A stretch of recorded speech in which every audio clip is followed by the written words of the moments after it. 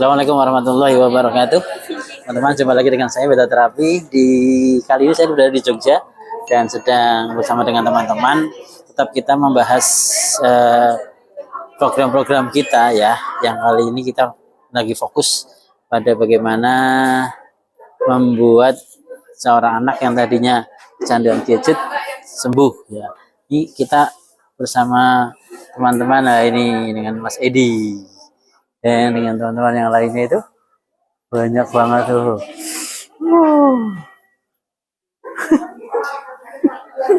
Baik itu teman-teman, baik itu dalam rangka kita sedang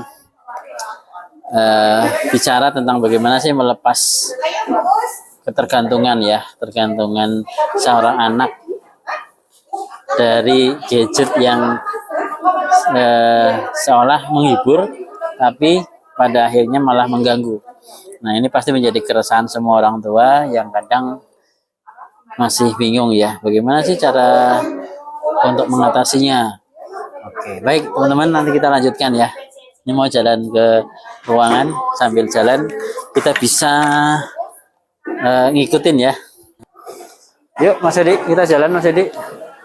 Kita di lantai 305 ya.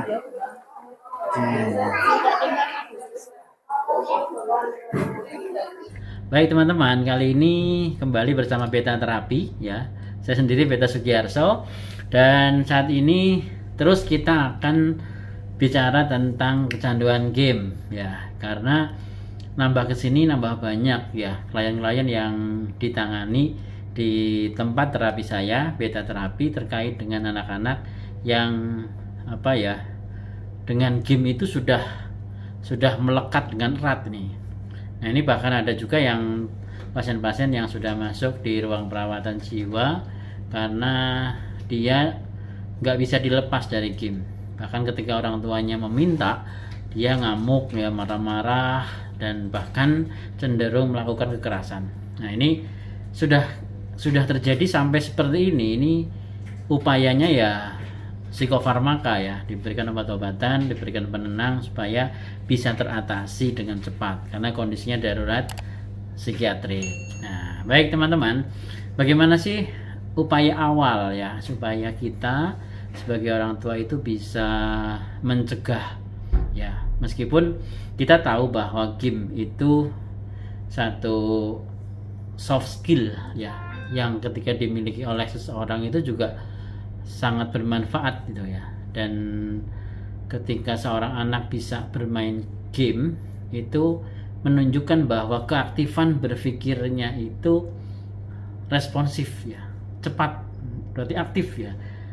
Bisa dalam kata lain kecerdasan emosionalnya, intelektualnya ya, itu bisa bekerja dengan baik. Dan pastinya ketika seorang anak bisa sering kali mendapatkan kemenangan ya dalam game itu, artinya anak-anak tersebut mempunyai respon pikiran yang cepat ya untuk memberikan feedback dari game yang ada di depannya.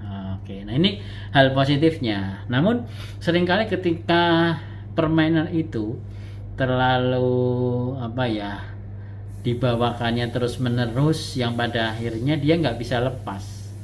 Nah, justru masalahnya di sini sebetulnya ketika dia tidak bisa lepas dari gadget yang dimainkan.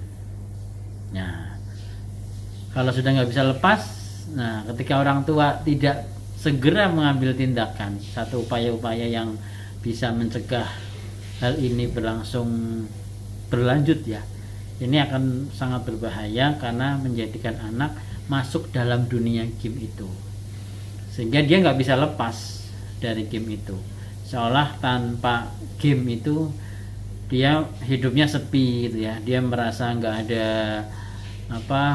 warna dalam kehidupannya, apalagi sampai game itu dibawa kemana-mana, bahkan ke kamar mandi pun dibawa. Ini kan sangat berbahaya karena tidak mau sedikit pun ya dia meletakkan gadgetnya ya, meskipun hanya untuk hal-hal yang sifatnya rutinitas ya.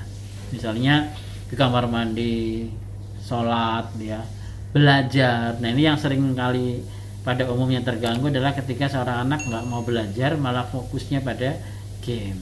Nah tentunya Bapak dan Ibu yang ada di rumah ataupun dimanapun berada, berharap sekali ini tidak terjadi gitu ya. Nah langkah awalnya adalah kita cermati dulu ya. Nggak mungkin kan kita langsung melarang tiba-tiba, nah jauhi game itu ya, nggak mungkin, karena itu adalah bagian dari perkembangan dari teknologi yang saat ini. Nah pertama kita cermati dulu sejauh mana anak kita menggunakannya, apakah dalam batasan yang wajar atau sampai mengganggu pada kegiatan yang lain gitu. Kalau kita mencermati dari bangun tidur ya sampai dia tidur, tentunya kita bisa ini ya secara lengkap ya. Mungkin kalau orang tua yang sering di kantor ya, bahkan dari pagi sampai malam dan besok berangkat lagi sampai malam lagi, demikian seterusnya itu ya, dan nggak pernah melihat bagaimana anaknya di rumah. Nah ini yang perlu diambil strateginya. Sekarang banyak teknologi yang bisa kita gunakan ya, bisa menggunakan CCTV, atau kita juga bisa menugaskan seseorang yang berada di rumah ya, mungkin ada saudara ataupun ada orang yang di rumah ya, atau ada yang ditugaskan khusus untuk melihat putra-putri kita semuanya. Sehingga sehingga yang pasti upaya mencermati ini mendapatkan data yang valid ya. Jangan sampai kita memberikan justifikasi pada anak dia sering main game ternyata salah.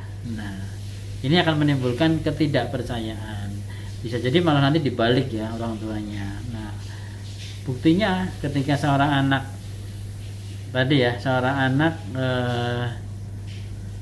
tidak melakukan hal yang kita sangkakan ya, dia akan membalikkan ya. Kenapa sih ayah nggak perhatian sama saya? Kenapa sih ibu nggak pernah melihat aktivitas saya? Nah ini malah nanti sebagai orang tua malah akan malu sendiri, karena setiap harinya tidak memperhatikan apa sih yang dilakukan oleh putra-putri kita semuanya. Nah pastikan cermati, lakukan pendekatan. Bila perlu kita bisa tahu saat dia pegang gadget apakah dia bermain game atau dia sedang belajar. Nah karena sekarang eranya teknologi ya, belajar pun menggunakan gadget ya, belajar menggunakan software yang ada di komputer, yang ada di laptop ya, yang ada di HP, sehingga kita tidak bisa lepas sepenuhnya dari teknologi tersebut. Maka langkah awal tadi mencermati ini lakukan sedemikian rupa sehingga sebagai orang tua benar-benar memahami secara penuh gitu ya. Jangan sampai membuat prasangka yang salah, apalagi sudah menjatuhkan vonis dan ternyata itu salah. Nah ini akan menjadikan ketidakpercayaan anak kepada orang tua. Baik Bapak Ibu, itu langkah pertama yang mendasar ya, dan ini harus dilakukan. Untuk video kali ini saya menyampaikan satu hal yang mendasar tadi, supaya harapannya dilakukan dengan benar-benar secara mendalam dan memperhatikan, mempelajari, mencermati bagaimana anak-anak dari pagi sampai malam, pagi lagi dan sampai malam dan seterusnya, apa yang dia lakukan. Seberapa jauh dia bermain gadgetnya, apakah dia bermain game terus atau dia belajar. Nah ini harus kita cermati. Baik Bapak Ibu sekalian dan teman-teman semuanya yang ada di channel Beta Terapi ini, kita jumpa lagi di video-video berikutnya. Dan kali ini memang kami sedang fokus ya pada upaya mencegah supaya anak-anak tidak sampai jatuh pada kondisi kecanduan yang sangat susah dilepaskan. Oke, baik demikian untuk tipsnya. Satu tips yang awal ya, namun ini sangat penting dan harus bisa dilakukan oleh setiap orang tua.